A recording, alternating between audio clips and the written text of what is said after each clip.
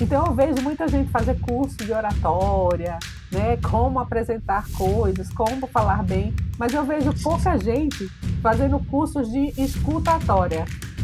Na verdade, eu não digo que eu cheguei na avicultura, eu acho que eu já nasci dentro da avicultura.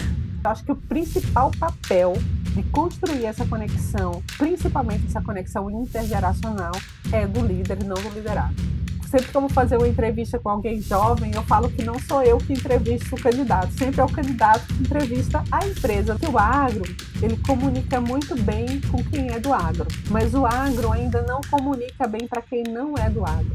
Então, assim, a gente tem que elogiar em público, penalizar no privado. A gente tem que ter momentos onde você é amigo, mas tem que ter momentos onde você é o líder, assim como a mãe.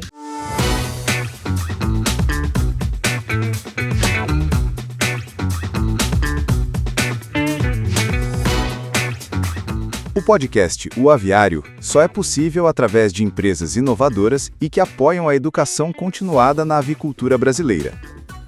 Pegasus Science, predição de micotoxinas via NIRS em tempo real para decisões seguras na avicultura. Grupo BR Render. Fazemos juntos o produto para atender você, cliente. Peter Syme, maximize seu lucro por toda a vida. Axo, precisão em ambiência para mais controle, desempenho e resultados na produção avícola. Feigen Biotecnologia, promovendo a saúde única.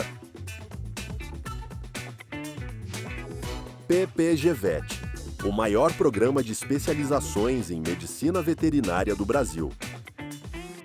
Olá, pessoal, sejam todos bem-vindos a mais um episódio do podcast O Aviário. Hoje conversando com uma pessoa super querida, super especial e muito conhecida aqui na área de avicultura. Quem participa bastante em eventos te conhece, né, Eva? Tá sempre nos eventos, de norte a sul do país e até fora do país também. E a nossa convidada, então, é a Eva Runca. Eu vou deixar a Eva se apresentar, porque ela tem um currículo muito bacana, muito legal.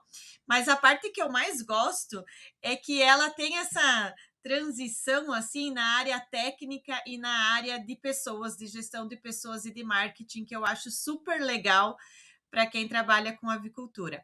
Eva, muito obrigada por aceitar participar com a gente aqui do podcast. Muito obrigada por contar um pouquinho da sua história para a gente. A gente fica bem feliz por ter aceitado a nossa participação. E conta para nós aí um pouco dessa tua trajetória e como é que tu foi parar na avicultura. Oi, Gabriela, é muito bom estar aqui com vocês. Adorei o convite, sempre escuto os podcasts do Aviário e hoje eu estou aqui com vocês, conversando um pouquinho sobre uma das minhas paixões, que são pessoas, né? Eu adoro pessoas, sou apaixonada por avicultura, mas a minha segunda paixão é gente, e hoje a gente veio falar um pouquinho disso. Na verdade, eu não digo que eu cheguei na avicultura, eu acho que eu já nasci dentro da avicultura. Meu pai trabalhava com avicultura, eu nasci numa granja e desde pequena sempre acompanhava meu pai nos processos avícolas e fiz veterinária para mexer com avicultura. Então, na minha cabeça não existia uma outra possibilidade que não fosse trabalhar com avicultura. Sempre foi a minha paixão. E aí dentro dessa da avicultura, né, acho que a minha história, minha carreira, minha jornada profissional, ela começa antes da avicultura, porque eu trabalho desde os meus 14 anos de idade. Então, trabalhei em várias coisas, comecei a trabalhar em locadora de vídeo, que hoje nem existe mais, O e pessoal aí não sabe o que é. não sabe nem o que é isso. E aí desempenhei várias funções, fui trabalhar em uma empresa avícola, trabalhei com arquivo, trabalhei como administração das frotas, né? Depois, já dentro da universidade, comecei com pesquisa científica, e aí tudo isso sempre envolvendo pessoas. Então, eu tenho uma carreira que se desenvolveu em vários níveis hierárquicos dentro de empresas. Então, desde empresas muito pequenas e familiares até grandes empresas como multinacionais. Então, isso fez com que eu desenvolvesse muito meus skills de liderança, até porque eu passei em várias funções e tive a oportunidade de liderar e ser liderada. Então, eu pude entender como eu pude me inspirar, como eu queria ser como líder e como eu também não queria ser como líder. Eu acho que isso foi crucial nessa minha trajetória como líder de setor, né. Mas falando um pouquinho da minha vida aí na avicultura que você comentou, eu fiz faculdade sempre com avicultura em mente, então depois da faculdade eu fiz um aperfeiçoamento em pesquisa, depois fiz um mestrado, iniciei um doutorado que eu acabei não terminando, porque aí comecei a trabalhar em multinacionais e ficou meio que incompatível, acabei, trancando o doutorado e nunca terminei. E aí passei por outros cursos que não acadêmicos, literalmente. Então fiz MBA em avicultura, fiz um Green Belt no programa de excelência Six Sigma, fiz pós-graduação em marketing e aí também fui me desenvolvendo para esses skills aí de executiva, que é a posição que eu tenho hoje. Então, transito bem aí, tanto na área técnica quanto na área de marketing comercial e liderança, e isso acabou que é a minha impressão digital hoje, eu acho, né? Hoje eu acho que todos me veem nesses dois mundos, transitando aí com uma boa facilidade nesses dois eixos da minha carreira. Ah, é verdade, a gente te conhece assim. Eva, e você comentou que você já foi líder e já foi liderada. O que você considera mais difícil hoje, assim, seguir nessa área, liderar, né? A gente falou bastante já sobre isso, sobre deixar de ser chefe, começar a ser líder e essa Uhum. mudança toda. O que tu vê mais difícil? Não entendi direito. Mais difícil liderar e ser liderado ou mais Isso! difícil ser chefe ou ser líder? Né? Não, liderar, entre ser liderado e liderar, o que é mais complicado hoje em dia? Ó, eu acho que tudo tem a sua dificuldade. Ser líder e ser liderado, você acaba, tendo, bônus e ônus das 2 funções. Quando você está na posição de liderado, você tem a facilidade de não ter que tomar grandes decisões, assim, que impactem no todo ou que impactem tanto a vida das outras pessoas. E aí você fica numa posição talvez mais confortável em relação a isso, porém, assim como os liderados e os líderes, no nosso setor, a gente tem profissionais de várias gerações trabalhando no mesmo momento. Então, quando a gente pensa na avicultura, a gente tem desde geração Z até baby boomers ainda em atuação, e isso é muito difícil, porque aí gera esse choque de gerações, na verdade. Então, imagina hoje um liderado que é geração Z, com o líder baby boomer, eles vão ter dificuldade e ali Uhum. talvez não seja o melhor dos mundos nem para um nem para outro e vice-versa. Então, acho que tudo tem o ônus e tem o bônus, né, de você ser líder ou liderado, você liderado, fazer com que esse pessoal da nova geração consiga entender senso de urgência, consiga entender a necessidade das entregas, que talvez as pessoas hoje são muito mais conectadas com princípios, crenças, conceitos, propósitos, do que tarefas, literalmente, que às vezes precisam ser executadas. E você, como liderado, também entender que seu líder, um baby boomer ou um geração X, ele também vai ter outra visão e essa conexão precisa existir. No final das contas, eu acho que o papel principal de construir essa conexão é do líder. O líder é assim como a mãe que ensina o filho, assim como um pai ensina o filho, eu acho que o líder, ele tem que formar os seus liderados. Então acho que o principal papel de construir essa conexão, principalmente essa conexão intergeracional, é do líder e não do liderado. E como que ele pode fazer isso, Eva? Hoje, eu acho que a gente tem que calçar o sapato do outro e entender as necessidades de cada geração. A gente vem com uma geração nova que vem com nível de ansiedade altíssimo, que vem com expectativas muito altas, até expectativas além do que a própria realidade é capaz de dar. Uhum. Então, a gente precisa lidar com essa ansiedade dessa geração nova, porque as pessoas querem ser promovidas todo ano, querem ser promovidas todo ano, elas querem aumento de salário todo ano, e isso não é uma realidade entre as empresas. Então, esse líder, ele tem que entender essa realidade dessa nova geração e, ao mesmo tempo, ele não pode esquecer que na equipe dele, ele também tem outras gerações que estão ali trabalhando há anos e que também precisam de reconhecimento.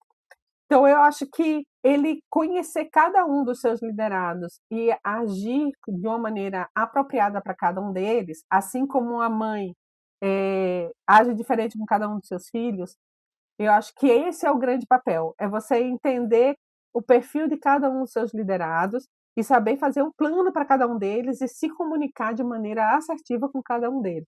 Porque hoje o mercado ele precisa desses profissionais que têm competências diferentes, que têm habilidades diferentes. Então a gente precisa de todas essas gerações, mas a gente também precisa saber comunicar com essas gerações para que a gente consiga ter assim uma equipe multidisciplinar, uma equipe que tenha competências diferentes, para que a gente consiga fazer as entregas que a gente precisa fazer. O uso inteligente de dados é essencial para uma avicultura competitiva. A Pegasus Science combina a predição NIRS em tempo real com interpretação personalizada de micotoxinas, transformando resultados analíticos em ações práticas. O resultado é melhor controle de risco, desempenho zootécnico e decisões alinhadas à sustentabilidade do sistema produtivo. Falando em comunicação, o que você considera que é uma boa comunicação hoje em dia? Porque eu vejo uma grande dificuldade aí nos conflitos de gerações, a comunicação, né? Às vezes o pessoal que trabalha mais tempo na empresa espera alguma coisa e o pessoal mais jovem, às vezes você precisa fazer mastigado, entregar mastigado, né? Ou também aquelas falhas de comunicação que acho que são mais difíceis aí para o líder, né? Interpretei que está brigando comigo, interpretei que está sendo grosseiro comigo, estou ofendido, né? Isso, o que você considera aí uma boa comunicação que o líder tem que ter com o seu liderado? E os colegas também, né? Porque a comunicação dentro dos colegas existe e pode causar vários aí conflitos também, né? Com todo. Comunicação, eu acho que ele é um gargalo grande em todas as empresas e eu acho que não vai deixar de ser nunca. Porque quando a gente fala de comunicação, existem vários passos dessa comunicação até que ela seja até que ela seja efetiva, né? Porque tudo começa com ideia na nossa cabeça. Depois que a gente tem essa ideia na cabeça, a gente vai transformar isso em palavra, que nem sempre a gente consegue transformar aquilo que está na nossa cabeça em palavra. Depois que a gente transforma aquilo que está na nossa cabeça em palavra, a gente precisa falar, que nem se quantas vezes a gente está ali na frente do espelho e fala, não, porque eu vou falar isso, eu vou falar aquilo, eu vou dizer isso, e quando chega na hora H você não consegue falar nada. Então tem o pensar, o transformar em palavras, o falar efetivamente, e a comunicação ela só se dá de fato quando o interlocutor entende a mensagem. Então, às vezes, a gente para na comunicação no falar e esquece que a comunicação ela só acontece, de fato, se a mensagem for entendida. Então, eu vejo muita gente fazer curso de oratória, né, como apresentar coisas, como falar bem, mas eu vejo pouca gente fazendo cursos de escutatória, né, para a gente também aprender a escutar, ter uma escuta ativa e afetiva, porque, de fato, muitas vezes a gente não está ali no lugar. Então, eu acho que o principal gargalo da comunicação é você trazer o seu interlocutor, de fato, para a conversa. É que ele esteja ali no momento que você está falando. Porque muitas vezes a gente está falando e o nosso interlocutor está com a cabeça lá longe, está com problema com a esposa, o filho está doente, ou ele está aqui falando, mas o trator está quebrado, e ele está lá no trator, ele está ali presente, mas a cabeça dele não está ali com a gente.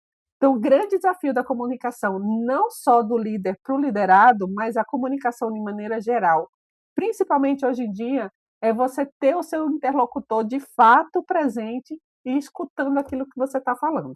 E entender também se aquele é o momento certo de ter aquela determinada conversa, né? Porque, como você falou, às vezes a pessoa está ali só com o corpo, né? A cabeça está pensando Uhum. em várias outras coisas. Então, dentro disso que a gente já falou, a gente já tira aí algumas características, algumas soft skills bem interessantes para o profissional, né? Que é ter empatia, então se colocar no lugar do outro Uhum. aí e entender se é o momento certo ou não de estar falando aquele assunto, a comunicação e a escuta, né? 3 características fundamentais. Tem mais alguma que você acha extremamente importante para quem trabalha, não só com avicultura, mas nesse nosso mundinho da avicultura? O nosso mundo, Gabriela, a gente tem que lembrar que são adultos conversando com adultos. Adulto, instruindo adulto, adulto ensinando adulto. Então, cada vez mais a gente precisa fazer uso das ferramentas de andragogia, né? Entender que a cabeça do adulto não é uma caixa vazia, né? O adulto ele tem milhões de coisas ali na cabeça e para você conseguir entrar nessa cabeça, você tem que enfrentar todas essas barreiras. Então, cada vez mais a gente tem que usar essas técnicas de andragogia, de trazer mais de um ponto de contato com a pessoa. É o visual, é um gatilho emocional que você pode despertar ali numa conversa, que vai fazer com que ela se conecte a você. Então, às vezes, a gente chega lá, ele está lá com a cabeça no trator, que está quebrado, ou que precisa. O que eu faço para tirar a cabeça dele do trator? Primeiro, é possível tirar a cabeça dele do trator? O problema do trator dele é tão urgente assim que ele não vai me priorizar de maneira alguma. Se o problema for maior do que tudo, não adianta, você não vai tirar ele naquele momento. Melhor abortar a missão e trazer a conversa para um outro momento. Outro ponto é, será que o seu momento ali não vai ser mais interessante para ele que o trator? Então, assim, vamos despertar esse gostinho nele, vamos trazer ele através de uma visão maior para uma visão menor, para ele entender que aquele momento de conversa ali faz sentido, né? Então, a gente começar do amplo para o mais focado, isso também às vezes ajuda a você tirar ele de um lugar e trazer o adulto para o outro. Essas ferramentas de andragogia, hoje se fala muito, eu acho que se fala mais do que se pratica, mas Uhum, no também nosso acho. mundo, e ainda mais a gente, nesse universo que a gente está da avicultura, que todo mundo é multidisciplinar, né? Um veterinário ele faz tudo, inclusive ser veterinário. Um produtor ele faz tudo, inclusive ser É produtor. produtor. Então, nesse nosso mundo, cada vez mais a gente tem que lançar a mão dessas ferramentas para a gente trazer essa pessoa para o nosso centro de conversa, para a gente conseguir ativar a escuta dela. E uma coisa que sempre assim me ajuda muito é os gatilhos emocionais. Sempre que a gente gera, que a gente desperta uma emoção naquela pessoa, né? Eu falo muito de despertar a criança que tem dentro da pessoa. Então, às vezes, uma brincadeira, às vezes uma coisa que acontece que te traz um senso de humor, te traz um sorriso, isso às vezes te coloca numa conversa de maneira mais ativa, porque você desperta esse gatilho emocional, você desperta essa criança que tem dentro da gente e faz com que a gente leve aquela conversa de uma maneira mais leve, mais sutil, né, para que traga essa atenção. Não, isso é bem interessante mesmo, a gente conseguir a atenção da pessoa, que ela esteja ali presente mesmo, a gente consegue ter grandes resultados, né. E Uhum. a gente viu também, e eu acho que tu passou por isso também, Eva, eu passei essa transição tecnológica aí na avicultura, né? Eu Bom. sempre costumo falar que eu comecei a ir para o campo, para o interior, com mapinha de papel, aquele escrito por um colega para tentar achar os produtores, né? E hoje só bota lá a localização e tu chega no lugar.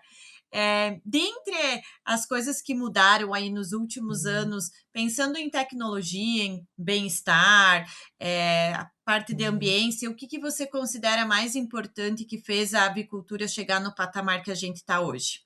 A avicultura, sem dúvida, chegou onde chegou por conta da tecnologia. Sem a tecnologia não seria possível a gente ter os números que tem. Mas a gente não pode esquecer que o Brasil é um país de vários países. E a nossa avicultura é uma avicultura de várias aviculturas.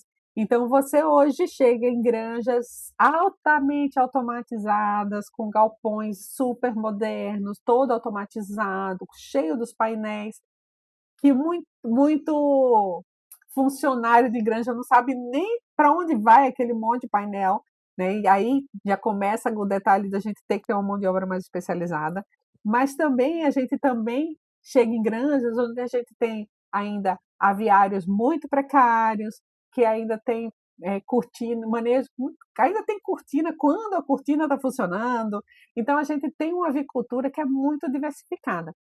A grande parte da avicultura hoje, sem dúvida, ela já está tecnificada, por isso que a gente entrega esse volume de carne que a gente consegue entregar. Senão, não entregaria nunca.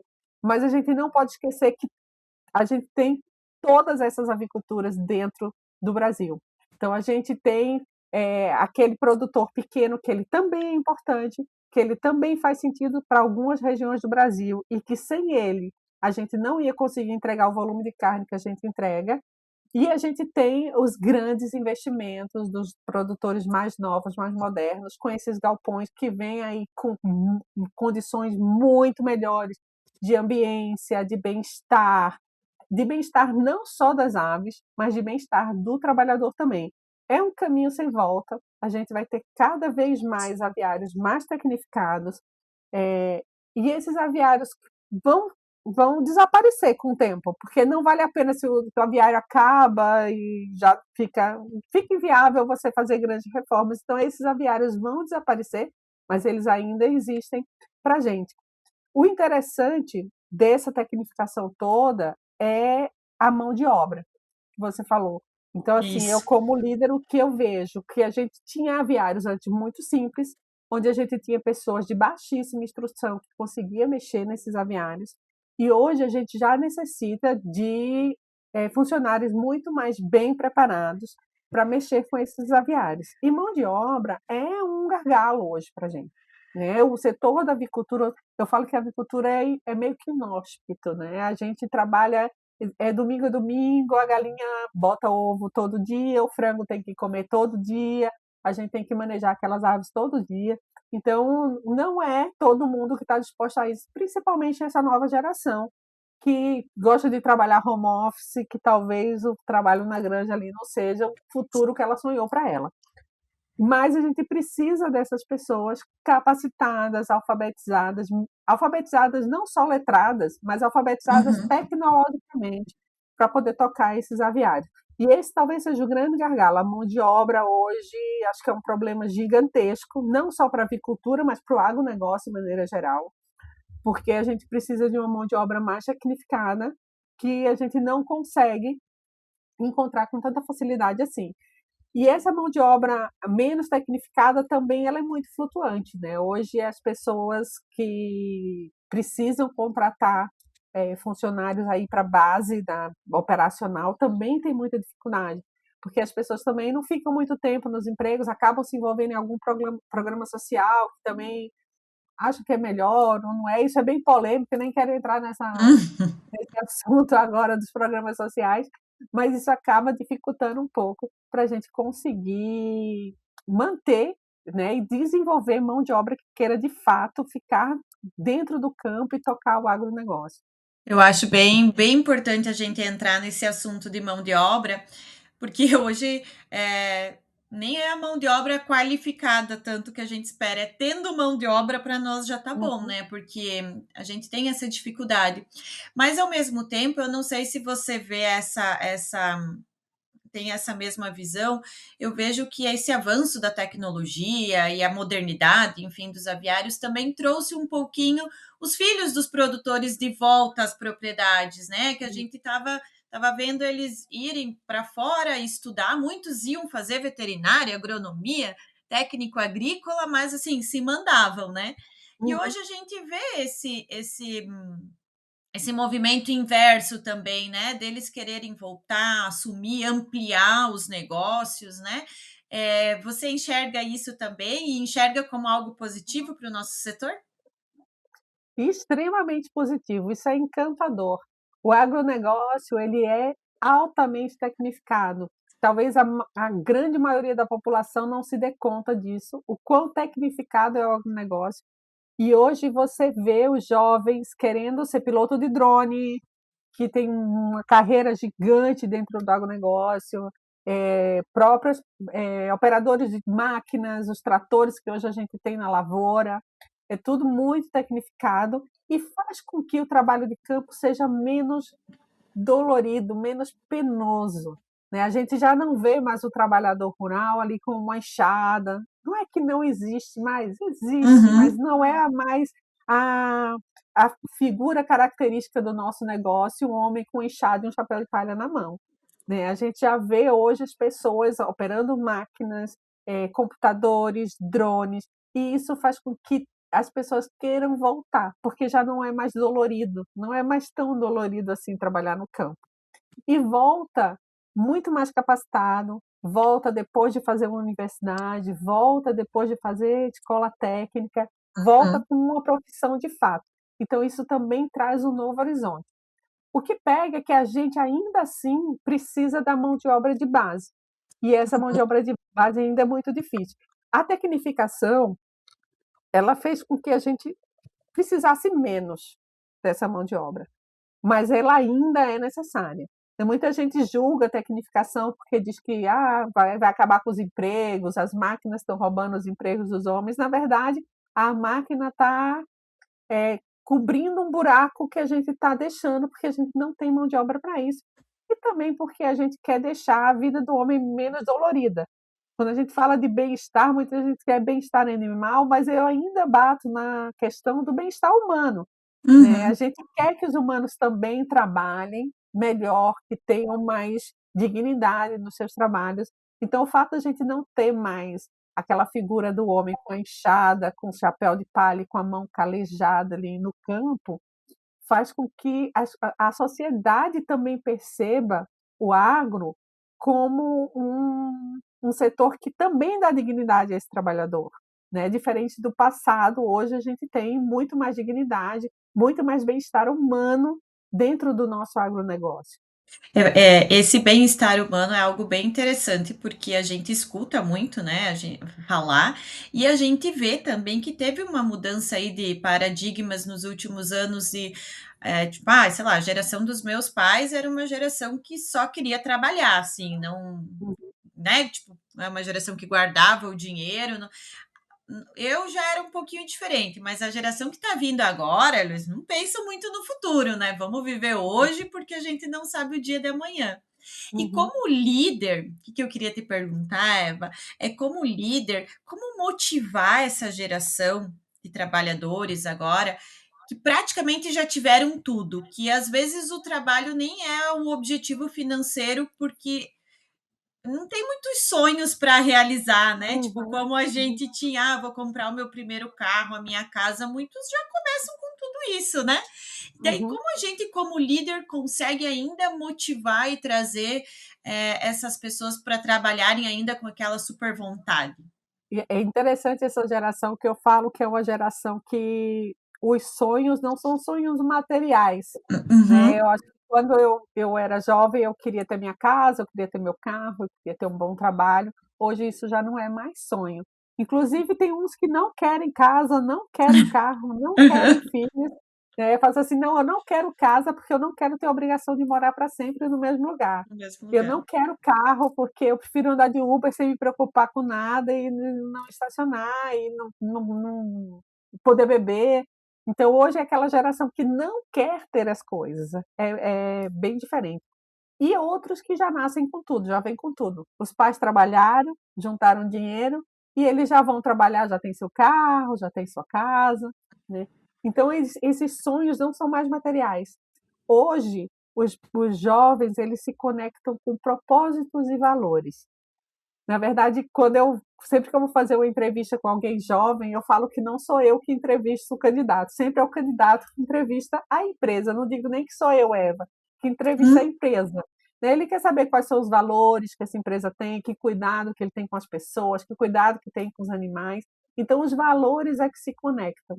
Então, cada vez mais as empresas têm que ter valores muito bem definidos, tem que ter valores que espelhem os valores da humanidade, porque isso é que faz com que as pessoas se conectem e queiram trabalhar, porque vai para o propósito. Não é o sonho financeiro, não é o sonho material, é o propósito que esse jovem tem hoje de acabar com a desigualdade, de acabar com a fome, de promover bem-estar animal. Então, cada um tem o seu propósito e ele precisa se conectar de maneira forte com essa empresa, com essa marca, com essa liderança. A liderança também precisa imprimir esses propósitos, porque se você tem um chefe, um líder que você não respeita, que você não admira, que você não quer ser ele no futuro, talvez isso não vá ser um motor de engajamento na sua equipe. Não, com certeza. Falando um pouquinho em entrevista, assim, você falou que entrevista alguns candidatos ou eles te entrevistam, né? O que de cara, assim, você já olha num candidato aí a trabalhar na sua equipe e você vê que pontos, assim, que você vai avaliar de primeiro momento? Porque eu acho tão difícil, algumas vezes, você dizer: "Ah, aquela pessoa não tem perfil", né? "Ah, ele Uhum. não contratei porque achei que o perfil dele não batia", mas nem dá tempo suficiente de você saber o perfil, né? Então, alguma coisa a gente tem que bater o olho e achar aquele candidato interessante. O que você acha? Sim. O candidato ele é muito mais que currículo, ele é muito mais do que o momento da entrevista. Até porque, às vezes, no dia da entrevista o candidato não está bem, no dia da entrevista teve algum imprevisto, ou no dia da entrevista ele tinha um outro compromisso que ele precisou desmarcar por causa daquela entrevista, ele está nervoso. Ou ele está saindo do trabalho para fazer essa entrevista num horário que é do trabalho. Então, tem várias coisas que acontecem ali no momento da entrevista que pode desestabilizar emocionalmente esse candidato. Então, o momento da entrevista ele não é único. Uma coisa primeiro que eu faço é tentar conhecer o candidato, assim, quando a gente que eu já conheço de mercado é bom, mas às vezes eu não conheço, então, assim, ver a atividade dele no LinkedIn, tentar ver outras pessoas que já se conectaram com essa pessoa e ter alguma informação, ou procurar saber dessa pessoa no mercado. No nosso mercado não é difícil de a gente conseguir isso, né? Eu falo que a avicultura é um kitnet sem divisória, a gente sempre conhece alguém que conhece alguém que conhece alguém. Então, isso é um fator muito interessante, porque a gente tem acesso a isso. Hoje a gente tem acesso às redes sociais, a gente tem acesso ao LinkedIn, a gente tem acesso à nossa rede social real, que não é rede social online, né? A nossa rede social, a outros líderes que também já conhecem essa pessoa. Mas pensando assim, unicamente no momento da entrevista, o que é que eu faço? Primeiro, eu costumo fazer processos seletivos com mais de um ponto de entrevista. Então eu já começo a ter uma decisão compartilhada, não é uma visão de uma única pessoa.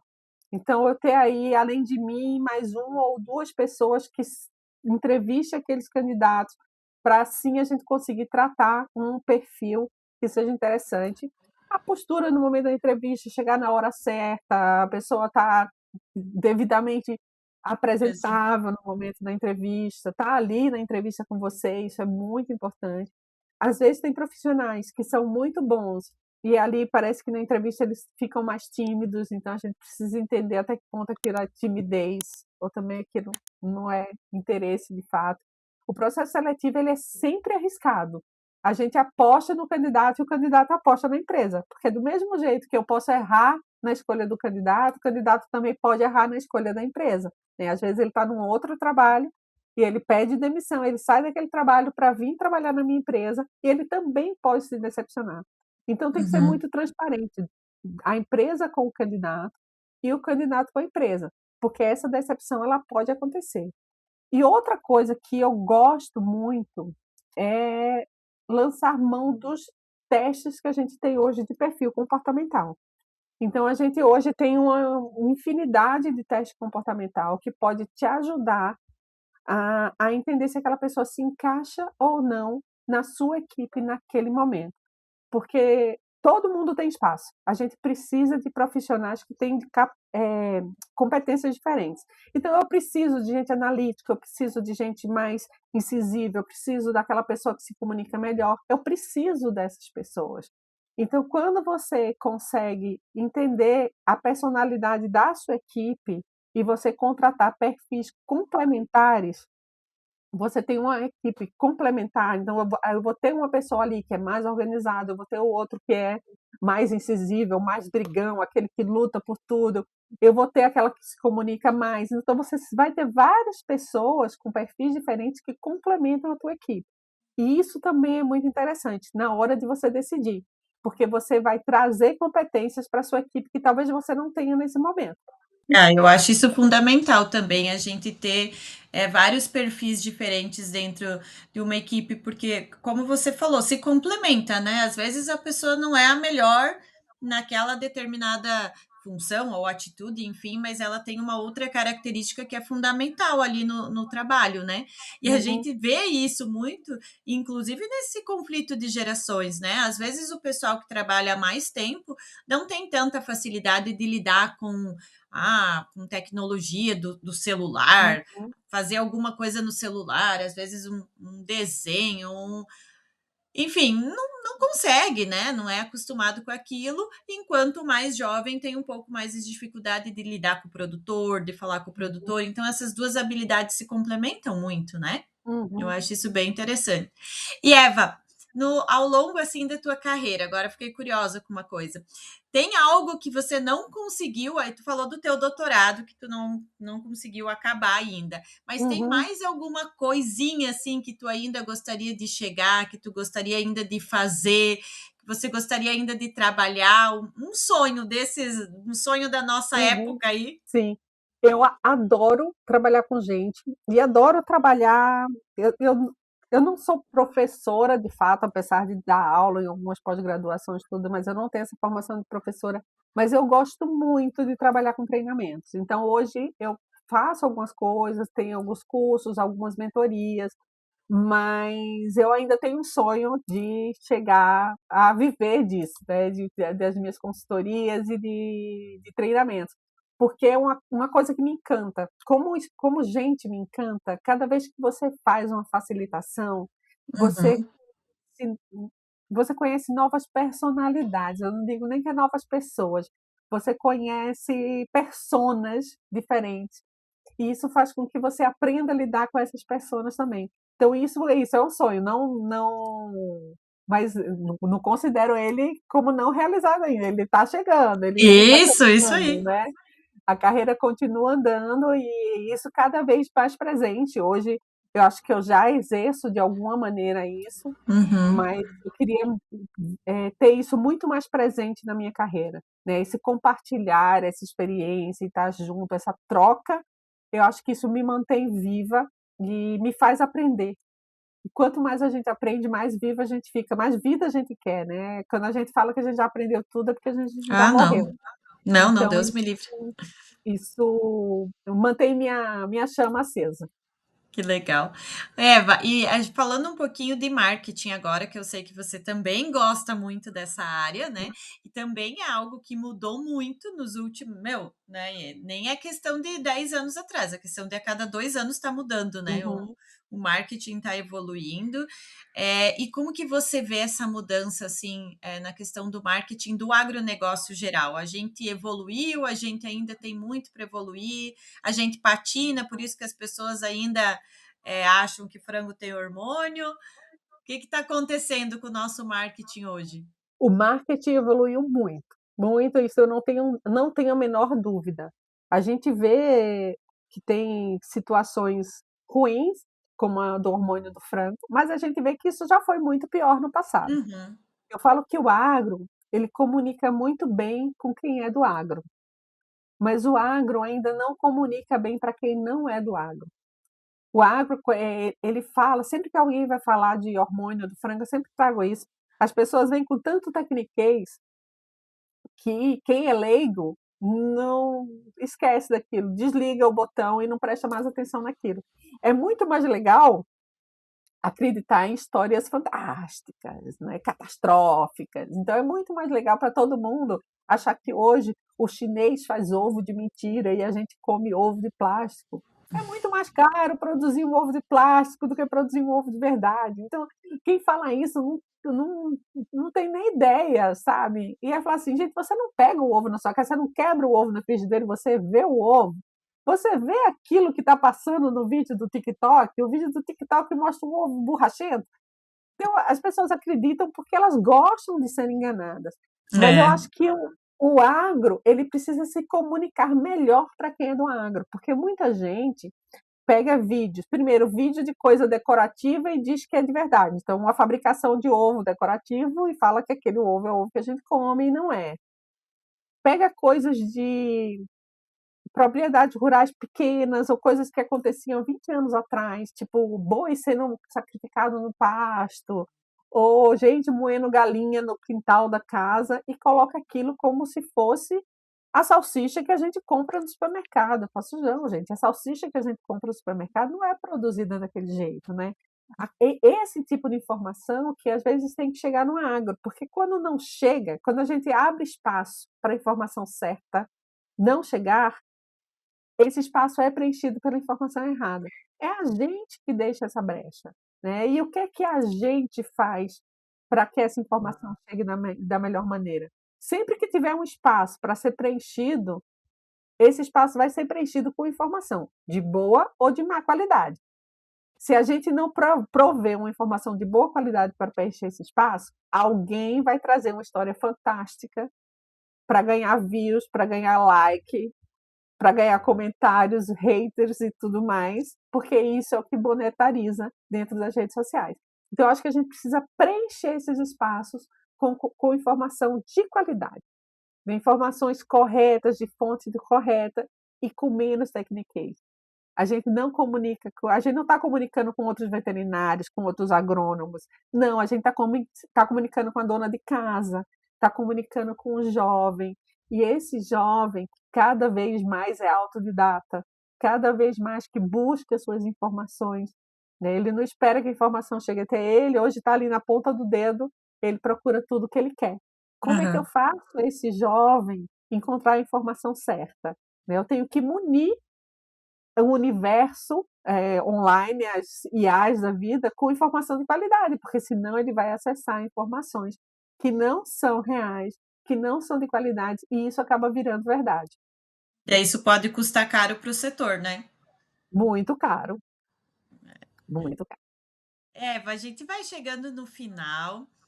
Eu queria que você deixasse uma mensagem assim para os nossos ouvintes ou telespectadores, porque alguém está assistindo a gente também, de como fazer essa diferença na liderança, né? De como ter essa mudança de perspectiva de líder para de chefe para líder, né, que já mudou Uhum. há um bom tempo, mas sem deixar de ter aquela cobrança, porque eu acho que ainda hoje o profissional ele se perde um pouquinho nisso, né? Ele às vezes quer ser muito amigo da sua equipe e não consegue mais segurar as pontas, não consegue mais trazer Uhum. resultados. E o que a gente precisa é de resultados, não adianta, né? A máquina funciona assim. Então, que você deixasse uma mensagem, uma dica de como fazer essa diferença aí de líder e chefe e como ser bem visto pela sua equipe, mas sem perder aquele papel mesmo de liderança, de cobrança, enfim, que é necessário. Interessante, porque o líder, em algum momento, ele sempre vai ser, não vai ser legal, vou falar a palavra legal que Uhum. eu acho que pega mais. Em algum momento o líder acaba tendo que ser duro e muitas vezes isso confunde com o momento que você precisa ser duro com toda a sua história de liderança. Eu comparo muito as equipes à família, né? Eu trato meus liderados, eu digo que são meus filhos. Aí eu falo, eu tenho filhos, eu tenho netos, eu tenho sobrinhos, tenho tios. Então quem convive comigo, que já trabalhou comigo, já está acostumado com isso. E eu trato a liderança como uma maternidade mesmo. Acho que a mãe, ela sabe ser dura quando precisa ser dura, sabe passar a mão na cabeça quando precisa passar a mão na cabeça, e ela sabe defender os seus filhos, mesmo sabendo que ele pode até não dar certo, mas ela resolve aquilo dentro de casa, né? Então, assim, a gente tem que elogiar em público, penalizar no privado. A gente tem que ter momentos onde você é amigo, mas tem que ter momentos onde você é o líder, assim como a mãe. Tem hora que a mãe é amiga e tem hora que a mãe precisa ser mãe. Tem hora que a mãe precisa deixar de castigo, tem hora que a mãe precisa restringir, reprimir, e o líder é do mesmo jeito. Essa maternidade que eu falo dentro da liderança, ela ajuda muito a gente exercer uma liderança empática, né, que hoje está muito na moda. Então, essa liderança empática de você saber lidar com cada pessoa da sua equipe de maneira individualizada, entender a necessidade de cada um, faz com que você seja cada vez mais assertivo. E aí, quando você precisa ser duro, e você vai precisar ser duro, assim como a mãe precisa ser, o seu liderado ele vai entender que aquilo foi necessário naquele momento, né? Porque a mãe da gente bate na gente, bota a gente de castigo, mas a gente não deixa de amar a mãe da gente. A gente sabe que ela é brava, a gente sabe que ela xinga, né? Na minha época era voava chinelo, e ainda assim a gente ama a nossa mãe, porque a gente entende que aquilo foi necessário em algum momento. Então o nosso liderado ele tem que entender que às vezes quando a gente entra em algum embate ou quando a gente tem que fazer alguma observação mais dura, aquilo é necessário naquele momento. E não é por conta disso que você gosta mais ou gosta menos, ou ele é incompetente ou é super competente. Não, aquilo é parte do processo do trabalho, aquilo faz parte do desenvolvimento da equipe, do distúrbio que a equipe tem. E assim como uma família, a equipe pode brigar, mas no final a gente tem que entregar. E Isso não aí. importa ali que um não gostei muito do outro, beleza, não precisa amar aquela pessoa, você precisa trabalhar com aquela pessoa e respeitar aquela pessoa. Então a gente vai ter as nossas diferenças, mas no final a gente sai bonito na foto, assim como na foto da família Isso parece lá aí. todo mundo lindo, a equipe também tem que sair bem na foto, mesmo que a gente tenha divergências dentro da equipe, assim como a gente tem na nossa família. Não, e a questão de trabalhar e ser como uma família, a gente passa muito mais tempo com nossos colegas de trabalho, né? Então, assim, também é natural que a gente não vai concordar com tudo, não vai achar bacana tudo que a outra pessoa faz, né? Mas saber lidar com essas diferenças, e saber lidar com os momentos de falar e discutir sobre isso também é importante, né? Então, achei muito bacana o que você trouxe pra gente, Eva, adorei. Eu queria Que muito bom. esse teus treinamentos aí, muito interessante, gostei. Vamos, quem sabe? Eu às vezes faço, sim, faço alguns treinamentos, umas mentorias, mas eu quero deixar isso mais presente na minha carreira. Isso aí, que bom, que legal. Muito obrigada, Eva. Eu vou aproveitar para agradecer em nome de todo o time aqui do podcast O Aviário, porque era um podcast que nós estávamos esperando muito para gravar. E a gente fica muito feliz que você aceitou, que você participou. Tenho certeza que quem ouvir aí o nosso podcast vai sair com vários insights interessantes para seguir aí na carreira. E eu quero te desejar tudo de bom, Eva, e agradecer mesmo de coração o teu tempo dedicado para nós. Que bom, Gabriela, eu que agradeço vocês, vou continuar aqui, ó, uma ouvinte assídua do Aviário, Que e bom. quem sabe a gente não tem outra oportunidade de conversar sobre outros temas no futuro. Com certeza, a gente vai agendar sim. Tá bom? Muito obrigada, Eva. Obrigada a vocês, tchau, tchau. Tchau, tchau, pessoal. A gente termina aqui mais um episódio do podcast O Aviário. Espero que tenham gostado, assim como eu adorei. Até mais. Tchau, tchau.